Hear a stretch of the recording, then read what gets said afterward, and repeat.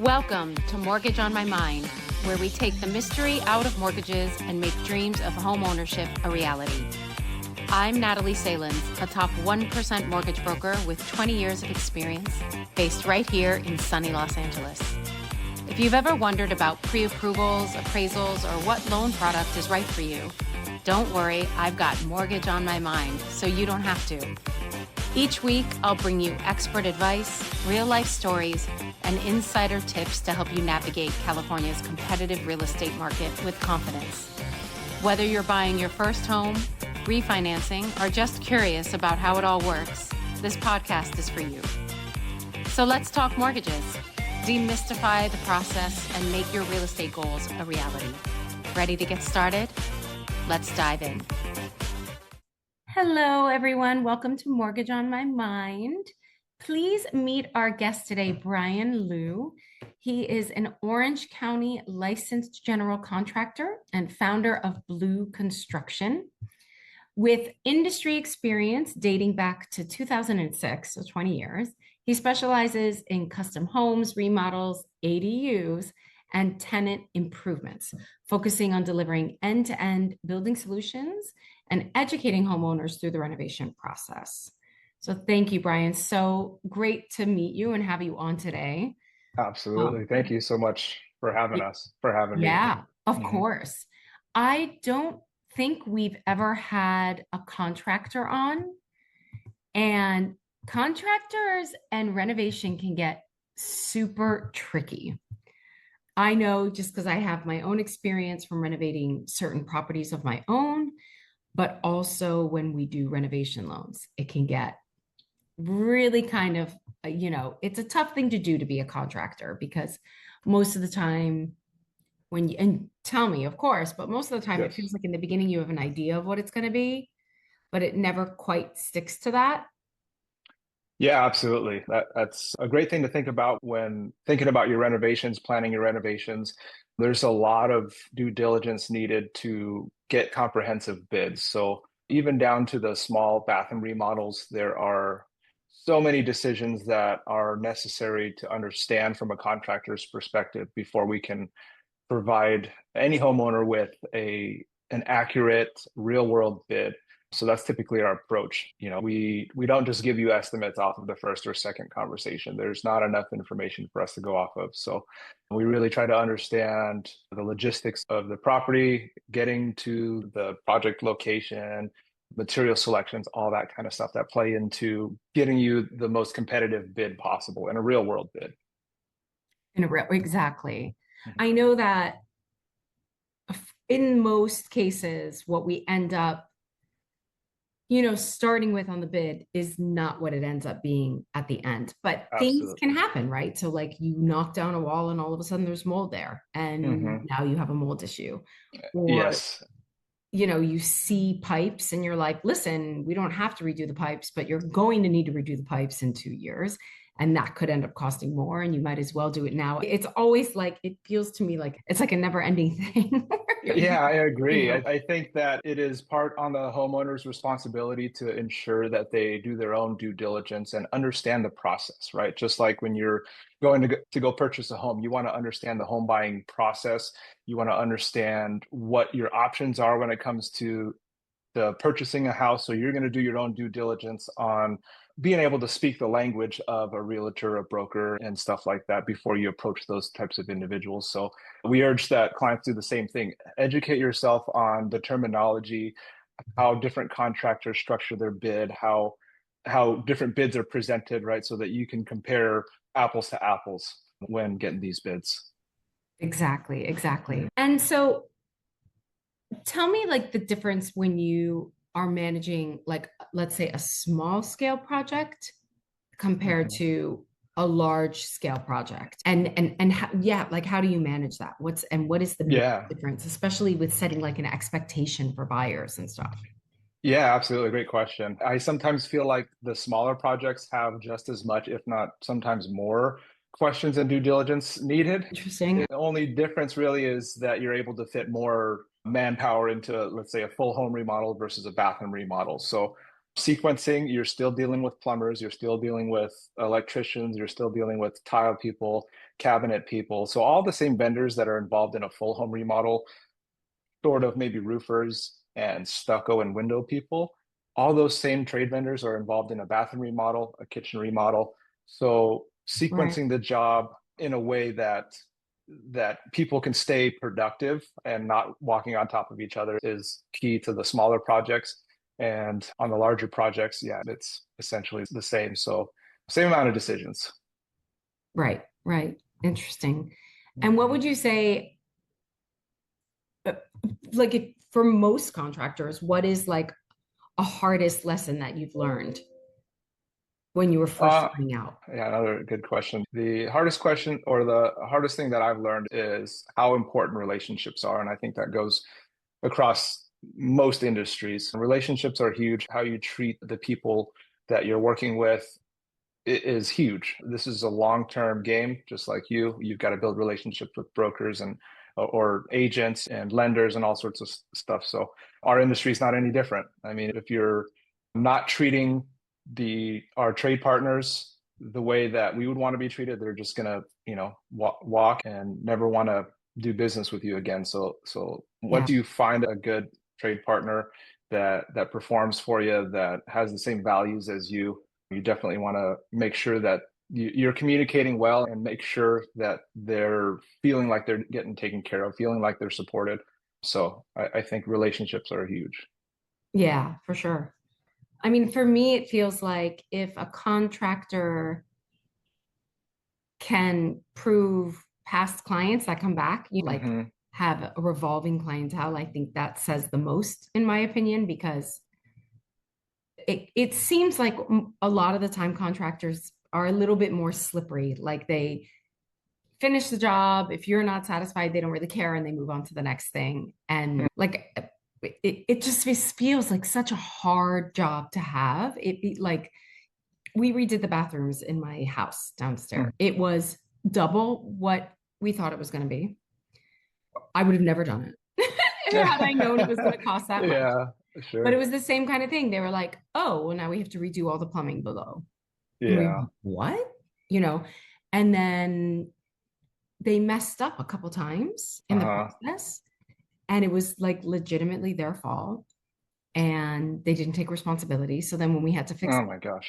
they made us pay them double Oh because we wow. had to, we brought them back out thinking that they were going to fix it because it's their responsibility, not charge us, charged us again. Yeah. These are people, obviously, I will never use again. And Oh, in that's a their bummer. eyes, the whole time, everything was kind of our fault or Wow. just not their fault.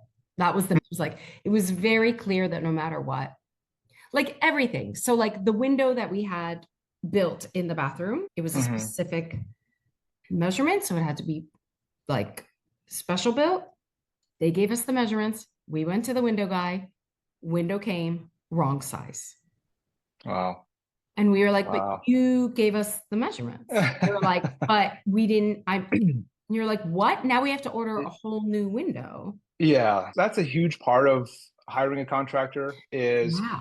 and the reason why it's a big debate where clients feel like, let me cover the cost of the materials and I'm saving the markup on contractors. And unfortunately, there's a stigma with markups as it's just us making money on it, right? And to work with a transparent contractor to say, hey, these are our markups, this is what we're charging on top of it. And the reasons for that is because we are responsible for those items. We're responsible for ensuring that the measurements are correct, ensuring that it gets delivered undamaged, making sure that it fits the application of your project. The Yeah. amount of revisions that we go through on the more complex materials, such as doors and windows, are a very complex bid to put together, as you mentioned, and cabinetry is a very complex bid. So we don't allow our clients to purchase any of those materials. There's a small list of Mm, items that we do allow, such as architectural lighting, right? Those are very simple to put together. It's a chandelier, it's a wall sure. sconce, stuff like that. We sometimes allow them to purchase flooring. You guys can buy cabinet hardware, you guys can buy appliances, the stuff that doesn't have a whole lot of things that can go wrong. But in a cabinetry bid, in a door and window bid, in a stone bid where we have to manage the logistics, We manage that all in-house. So that could be a red flag that, your contractor's asking you to purchase all the material. I mean, if you're hiring a professional, right? Like if you were to go and get to purchase a car, right? You're not going to have to bring them wheels and tires. You're not bringing them the car seats. You're not bringing them the windshield to install and assemble your car. So let's Sure. lean on the professionals to let them do their job, and then you can hold them accountable to it. Hey, like you ordered the Totally. window, you installed it, and there you go. I know. Even until the end, like the last thing that went in was like the shower glass that arrived broken. Oh, And I was like, how do you guys do this? Like, this is one small bathroom, and I want to tear my hair out. It took oh yeah. 4 or 5 months to finish. Wow. And Wow. I was like, it just every single thing, it was just, I just don't, whenever my clients are like, we're going to build from the ground up, I'm like, are you quitting your jobs? Like, wait, Yeah. what are you It talking it about? it is a full-time job It's for a us as full-time job. contractors and for homeowners as well. Even if you get a good contractor that manages all the ins and outs of the project, you are still involved so much with decision making and helping us help guide us as contractors to what you want in your project. So 100%. yeah, a lot of decisions. It's nuts. It's really nuts. It's crazy, Mm. honestly. Well, so tell me a little bit about your experience with ADUs. Yeah, ADUs are popping here in California, that's for sure. A lot of them are going down in LA. LA is very lenient and have really streamlined the process. We've done a couple, one in Fullerton and then one out in LA. And it seems like everybody's kind of adopting the LA standards. They've really made it simple for the permitting process. It's very black and white. They have what's called prescriptive designs on a lot of them. So Hmm. essentially, a prescriptive design is here's a recipe that we've already vetted and approved as the city. And if you follow these guidelines, you can essentially design your own. So, yeah, ADUs, and even beyond the prescriptive designs, you have templated, city approved plans, like full blown plans with structural engineering and all the MEPs involved with it. So it's a very simple process. You just have to get a contractor that has done them before. It is a complex process, but it's not a difficult process. Let's put it that way. And what's the normal timeline? Like, how long does it take to get permits? Permitting can take anywhere from 2 to 4 months, and I've seen them take longer because of the architect who's involved in it. They don't know the process. They don't know they're designing stuff and having to revise and submit corrections because they don't understand the parameters that they can design within. So yeah, hiring a ADU specific architect and an ADU specific contractor is key to success with that. We don't do a whole lot of them, so I wish I could direct you more in what that is. But I mean, it's from the two that we've done, it's a well-oiled process for sure. That's great. I mean, have you built any on units? Because that's like a big thing now, like taking a 2 unit and building an ADU or a 3 unit and building an ADU, or just like glorified guest house to an SFR. Yeah, so it's a glorified guest house. The detached ADUs are going to be a lot simpler.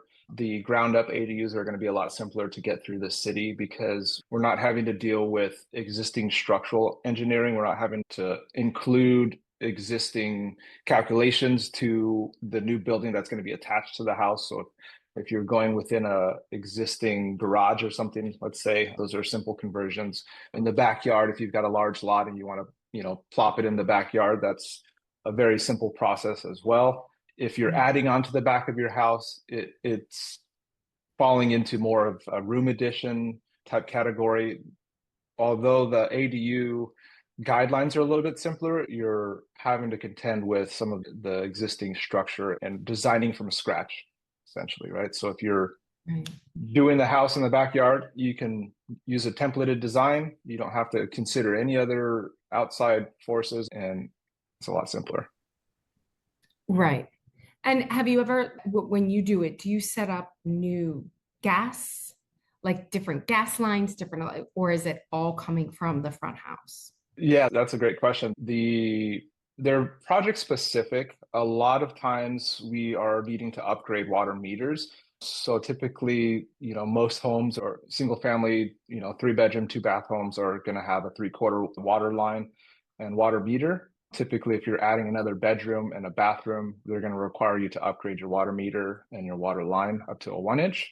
Typically, you're going to see a 4 inch sewer line that's going to be necessary. So if you know that you've got a 3 inch, that's something that needs to get upgraded from the perimeter of your house out to the property line. So yeah, there's things to consider that a good architect can guide you through, and that should know fairly quickly. And if they don't know those things, that could be a red flag as well to homeowners that maybe this isn't the right architect to work with. Right, exactly. Okay, well, so then for the last thing, for our owners or buyers out there want to do renovations and stuff, what would you say is the best expectation to set for them? Like, what is it that you tell a client in the beginning, like, okay, this is how it is, this is an expectation to start, Yeah, absolutely. So our approach is, when you're thinking about home renovations and you're vetting contractors, most homeowners are going to reach out to 2, maybe 3, sometimes 4 contractors, and you're going to have an hour or 2 conversation with one. You might have a home visit or a site consultation with each one of those. So really, you're getting about 2 to 3 hours of conversation with a contractor, and you're supposed to trust them with sometimes a $50,000 to $250,000 remodel.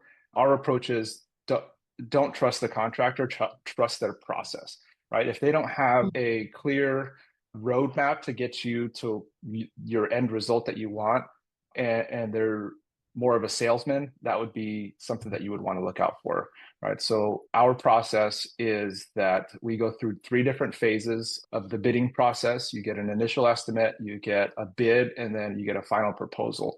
And through those various stages, we're developing the project scope of work. We're bringing in our trade partners to get actual quotes from them, not just, oh, we've done this job for about this much in the past, let's give this homeowner this cost, right? We're actually bringing our trade vendors in that understand the actual cost of electrical wire, actual cost of plumbing pipe at that very moment, because 6 months ago, as you know, the prices changed. So getting those real world numbers are key. Actually going off of the stone that you want, the cabinetry that you want, and doing the due diligence in order to get yourself a real number. And along with that, we want to ensure performance, right? How are you guaranteeing that this is going to get done? How are you guaranteeing that the schedule is going to be met? And presenting a schedule to a roadmap to get us from the start line to the finish line is huge too, right? You'd be surprised at how many contractors don't put together a schedule prior to their project kickoff. So understand their process. What are their checkpoints to ensure that their team knows what they're doing? Do they have a punch list, or are they just relying on whoever is going to be on site at that day to ensure that things are getting done? Right. So yeah, having a solid process would be more important than trusting your gut on the individual that you're going to work with. Totally. I won't do that again. Anyways, well, it was great having you on. Thank you so much for sharing your expertise and joining us today. Yeah, absolutely, Natalie. I appreciate you having me on, and looking forward to chat more. Absolutely. All right, everybody, you can find Bryan's information below if you're interested in reaching out, and I will see you on the next one. Awesome. Thanks. Thanks. Bye. Thanks for listening to Mortgage on My Mind. If you're ready to start your mortgage journey or have any questions, I'd love to help. With 20 years of experience, I make the process as simple and stress-free as possible. Check the show notes for my contact info, and don't forget to subscribe, leave a review, and share this podcast. Until next time, I'm Natalie Salins, here to help make your real estate dreams a reality.